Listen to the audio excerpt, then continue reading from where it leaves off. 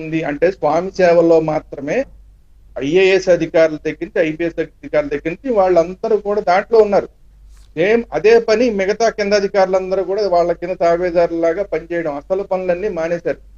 Only ఏంటంటే అదేదో వాళ్ళు ఒక సిస్టమ్ పెట్టుకుని వాలంటీర్లను పెట్టుకుని కొంతవరకు చిన్న చిన్న చిన్న సమస్యలన్నీ కూడా పరిష్కారం అయ్యేలాగా చేశారు కాబట్టి పెద్ద సమస్యలు కనుమరుగైపోయాయి. చిన్న సమస్యలు పరిష్కారం అయినాయి, పెద్ద సమస్యలన్నీ కనుమరుగైపోయాయి. కానీ ఇప్పుడు అసలు పెద్ద సమస్యల మీద దృష్టి ఎప్పుడైతే పెట్టడం అనేది రెవెన్యూ డిపార్ట్మెంట్ కానీ ఇతర డిపార్ట్మెంట్స్ కానీ మానేసినాయో అప్పుడు ఈ మొత్తం ప్రజలందరికీ కూడా ఏం చేయాలో అర్థం కాని పరిస్థితి అయిపోయింది. ఇప్పుడు మనం ఎవరి దగ్గరికి వెళ్ళాలి? ఏదైనా మనకి ఇంటికి మన గట్టు తగాదా వచ్చింది, ఎవరి దగ్గరికి వెళ్ళాలి? ఫస్ట్ ఎంఆర్ఓ దగ్గరికి వెళ్తాం. విఆర్ఓ ఎట్లాగే ఊళ్ళోనే ఉంటాడు, విఆర్ఓలు విఆర్ఏలు దగ్గరలోనే ఉంటారు. కానీ వాళ్ళు చెప్పి ఎంఆర్ఓ దగ్గరికి తీసుకెళ్ళాలి. ఎంఆర్ఓ దగ్గరికి తీసుకెళ్తే ఇది మాది కాదండి, ఇప్పుడు అవ్వదండి అని చెప్పి మళ్ళీ ఇంకొక దగ్గరికి ఆర్డీఓ దగ్గరికి అంటున్నారు. ఆర్డీఓ దగ్గర నుంచి ఫైనల్ గా ఇప్పుడు ఇందాక మీరు చెప్పారు 22A కొన్ని సందర్భాల్లో మనకి ఎవరికైనా నచ్చకపోతే 22A కింద మార్చేశారు ఆ భూములు. మనకి నచ్చితే ఆల్రెడీ 22A ఉన్న వాటిని 22A నుంచి తీసేశారు. ఇట్లా రకరకాలుగా చేయడం అనేది ఎవరి దగ్గర జరిగింది? మొత్తం కలెక్టర్ల ఆధ్వర్యంలో జరిగింది. ఈ కలెక్టర్లకి ఏం పని? కలెక్టర్లు ఎప్పుడు 22A పెట్టడం కానీ తీసేయడం కానీ అంత తొందరగా చేయరు. కానీ ఎందుకు చేశారు అంటే విజయసాయి రెడ్డి గారు లాంటి వాళ్ళు ఏదైతే దందాల కార్యక్రమం అనేది మొదలు పెట్టారో మొత్తం రాష్ట్ర వ్యాప్తంగా ఇక్కడ మాకు ఈ ల్యాండ్ కావాలి అనుకుంటే 22A ఉన్న దాన్ని తీసేయడం, లేదంటే ఎవరన్నా మనకి ఎవ్వరు అనుకుంటే దీన్ని 22A పెడతామని బెదిరించడం, 22A పెడతామని బెదిరించడం మాత్రమే కాకుండా దానికి తాకీదులో ఇట్లాంటివన్నీ చేశారు. సో అప్పుడు ఏమైంది? టోటల్ గా కలెక్టర్లు ఏది చెప్తే అది, ఆ కలెక్టర్లు ఏంటి రాజకీయ నాయకులు ఏది చెప్తే అది. అట్లా అయిపోయేసరికి కింద వ్యవస్థలన్నీ కూడా నిర్వీర్యం అయిపోయినాయి. కలెక్టర్ కన్నా కింద వ్యవస్థలన్నీ నిర్వీర్యం అయిపోయినాయి.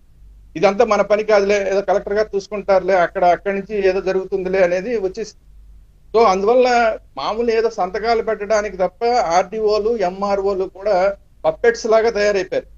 సో దానివల్ల ఇప్పుడు సమస్య, ఇప్పుడు మొత్తం అంతా కూడా ఎన్ని అంతా కలగాపులకం అయిపోయింది మొత్తం వ్యవస్థ అంతా. ఏది చిన్న పొలం గట్టు తగాదాల దగ్గర నుంచి మీలాంటి వాళ్ళు నాలాంటి వాళ్ళు 100 గజాలు 200 గజాలు కొనుక్కున్న వాటి దగ్గర నుంచి ఇవంతా కంప్యూటరైజేషన్ చేశారు. ఈ కంప్యూటరైజేషన్ లో కూడా అనేకమైన అవకతవకలు జరిగినాయి. మొత్తం అంతా మారుస్తున్నామని చెప్పారు. ఆ మారుస్తున్న ప్రక్రియలో అసలు ఎవరి మారింది ఏం మారింది కూడా సరిహద్దులు మారిపోయాయి, సర్వేరాళ్ళు పాతే దగ్గర మారింది. యాక్చువల్ గా కొన్ని సందర్భాల్లో ఏంటంటే అండి, మనం ఏదో ఒక ల్యాండ్ ఎక్కడ తీసుకుంటాం, ఏదో ఎప్పుడో మన రిటైర్ అయిన తర్వాత కట్టుకుందాం లేని ఒక 100 గజాలు 200 గజాలు 300 గజాలు ఒక టౌన్ లోనో సిటీలోనో కొనుక్కుంటాం. కానీ మనం ఏరియా దగ్గర ఎక్కడ ఉంటాం, దీని మీద మనకు జాస్ ఉండదు. కానీ కంప్యూటర్ లో ఇది మారిపోయిందేమో తెలియదు మనకి. కొన్ని ఎప్పుడో ఎవరో చూసి మీ దాంట్లో ఇంకెవరో ఏదో చేస్తున్నారని కానీ అక్కడికి వచ్చి చూస్తే మన ల్యాండ్ మారిపోయి ఉంటుంది. గబుక్కుని అప్పుడు మనం పరిగెట్టుకెళ్తాం. అప్పుడు పరిగెట్టుకుని రెవెన్యూ వాళ్ళ దగ్గరికి వెళ్తే అబ్బాయి ఇదంతా కూడా ఎప్పుడో జరిగిపోయింది, దాంట్లో అన్ని కూడా పైనుంచి కింద దాకా పేపర్లన్నీ మారిపోయినాయి అని చెప్తారు. ఆ పేపర్లన్నీ ఎలా మారిపోయినాయి అంటే ఈ రాజకీయ నాయకులు అక్కడ కూర్చుని కొంతమందిని పెట్టుకుని వీళ్ళకి సంబంధించిన వాళ్ళని పెట్టుకుని, ఉదాహరణకి మనకి దేవాదాయ శాఖలో ఒక మహిళను పెట్టుకుని ఎలాగ మార్చేశారు మనం చూసాం మన ఈ రెడ్డి గారు. కాబట్టి ఏంటంటే అట్లాగా ప్రతి డిపార్ట్మెంట్ లోనూ వాళ్ళకి కావాల్సిన వ్యక్తుల్ని పెట్టుకుని ఎక్కడ ల్యాండ్ ఉంది, ఎక్కడ ఖాళీ జాగా ఉంది, ఎక్కడ ఎన్ఆర్ఐలు కొన్నారు, ఇష్టారీతిన చాలా వరకు 22A కింద నిషేధం ఎత్తేశారు, కావాలనుకున్న వాళ్ళని ఫిక్స్ చేశారు. ఇవి కాకుండా డూప్లికేట్ పేపర్లు తయారు చేశారు. ఒరిజినల్ మన దగ్గర మన పేపర్, మన ల్యాండ్ కి సంబంధించిన పేపర్ మన దగ్గరే ఉంటుంది రిజిస్టర్డ్, కానీ దానికి డూప్లికేట్లు తయారు చేసేసి ఇది మాదే ల్యాండ్ అంటే మొదలెట్టారు. దాన్ని మార్చుకోవాలంటే తల ప్రాణం తక్కువ వస్తుంది. ఇది ఎవరు చేస్తారు?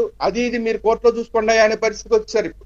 అందువల్ల ఏంటంటే ఒరిజినల్ గా ఎవరు చేయవలసిన పని ఇదంతా కూడా కలెక్టర్ దగ్గర నుంచి ఆర్డీఓ దగ్గర నుంచి ఎంఆర్ఓ దగ్గర నుంచి చేయవలసిన పనులు టోటల్ గా కింద వ్యవస్థ అంతా నిర్వీర్యమైపోయి కలెక్టర్ ఏది చెప్తే అది, కలెక్టర్కి ఏమో రాజకీయ నాయకులు ఏది చెప్తే అది అనేసరికి ఇప్పుడు మార్చాలి అంటే ముఖ్యమంత్రి గారు చెప్తారు. ముఖ్యమంత్రి గారు చెప్పినా కూడా ముఖ్యమంత్రి గారు ఏం చెప్తారు? అంతా చూసేయండి, వచ్చినట్టు పరిష్కరించండి అంటే మళ్ళీ ఈ కలెక్టర్ గారికి 100 పనులు. ఈ కలెక్టర్ గారు ఇప్పుడు ప్రతిరోజు మంత్రి గారి దగ్గరికో, మంత్రి గారి పేషీలోనో లేదా ఇంకో దగ్గర ఇంకో సదస్సులు తిరగడం సరిపోతుంది తప్ప సమస్యల గురించి కూర్చుని పనిచేసే టైం కూడా ఉండట్లేదు వాళ్ళకి.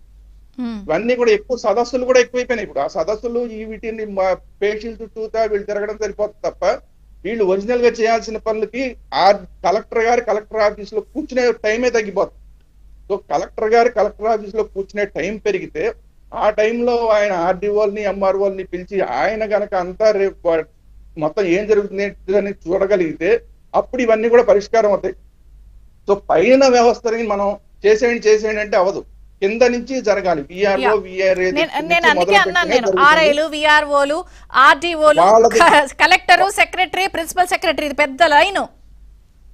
అందుకనే అంటున్నా అక్కడి నుంచి మొదలు పెట్టాలి తప్ప మనం పైన చెప్తే పని కాదు, కింద నుంచి మనం మొదలు పెడితే పని జరుగుతుంది.